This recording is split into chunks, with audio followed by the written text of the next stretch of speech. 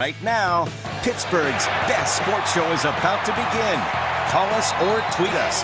We got things to talk about on the Ireland Contracting Nightly Sports Call. All right, Susan, thanks very much. Good evening, everyone, and welcome to a Thursday night edition of the Sports Call, presented to you by Ireland Contracting on the Bordis and Bordis hotline, which is 412-575-2600. For those of you new to our program, give us a shout. Let us know what you think. It was a very busy and very exciting day in Pittsburgh sports. The Penguins tonight with another amazing Sidney Crosby moment. And boy, how many times have we seen his hand-eye coordination better than anyone else in the game, come in, especially at big times of games. And none bigger tonight than after he took a butt end of the stick by Travis Zajac right into his unprotected chest area.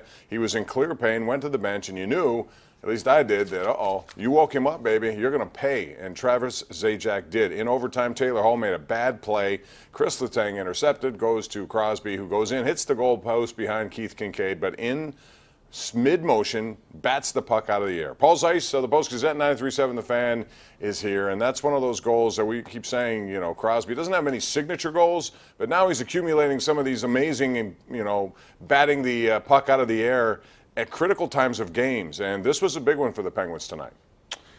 Yeah, I mean, I think that goal is one of those ones where it's just that's Sidney Crosby and doing Sidney Crosby things. It was a big point. I mean, it was a big 2 points for them. If they would have lost this game, New Jersey would have been 2 points behind them, and then, it gets a little bit weird from there. I think the Penguins now are closing in on being able to clinch their playoff berth the next time they're up. So it was a really good game. I thought that New Jersey actually outplayed the Penguins in some facets of the game at some points. And also, sometimes it's just dumb luck. I mean, the third goal of the game, the goal game, Hornquist, was just a goofy bounce that happened. So that's what happens in these games, though. I mean, so you got to keep grinding. That's why it's an 82-game season. Clearly, this would be a very fun series, wouldn't it? If they played each other in the first round. I'd love to see it. I'd pay for it. I want to watch these two teams go at it because they have speed and more speed. And the Penguins still have a lot to play for because Columbus is winning tonight rather easily against the Calgary Flames 3-0. They'll be 1 point behind them. They're playing for playoff seeding, which means home ice. And again, the way the Penguins have played at home versus the road this year, I think that's a big item this year, especially you go through the playoffs. You want to have as many home games as you can.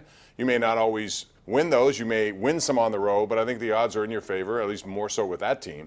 So we'll see how it goes. The other news of the day was that we saw a great amount of home runs in baseball today. Pirates did not play, as you know. We saw some great home runs. Ian Happ's first swing of the season, he hits one out, and then a guy who tweeted, well, I'll jump in Lake Michigan if he does that. Had to jump in Lake Michigan. We'll show that to you at 11 o'clock if you haven't seen it. Also, some big home runs by Matt Davidson, a second-year player with the White Sox. 3-in-1 game on opening day, only the fourth player to do that. Stanton hits one a mile for the Yankees.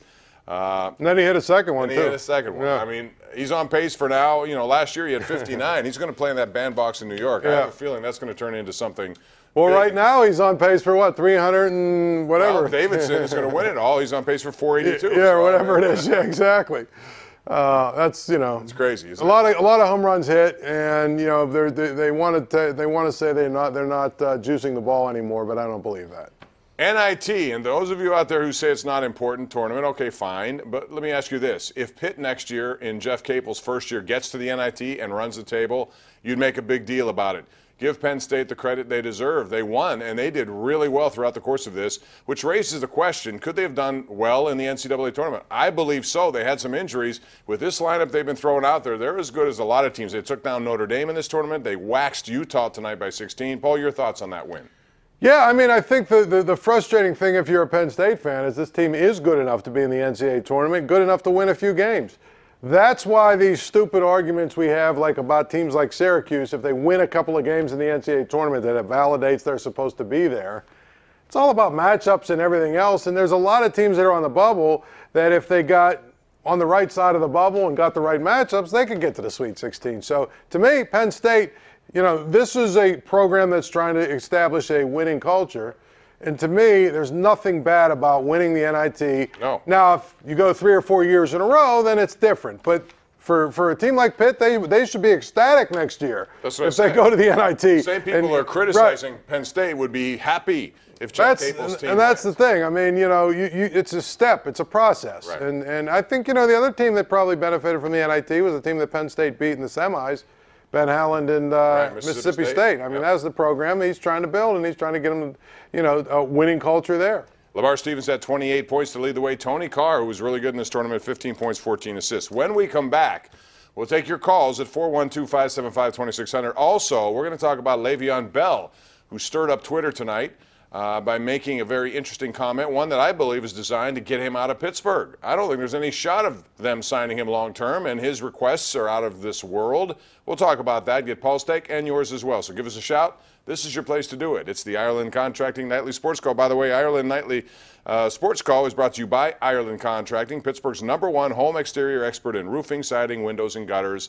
We'll be back with those calls right here live on Pittsburgh CW.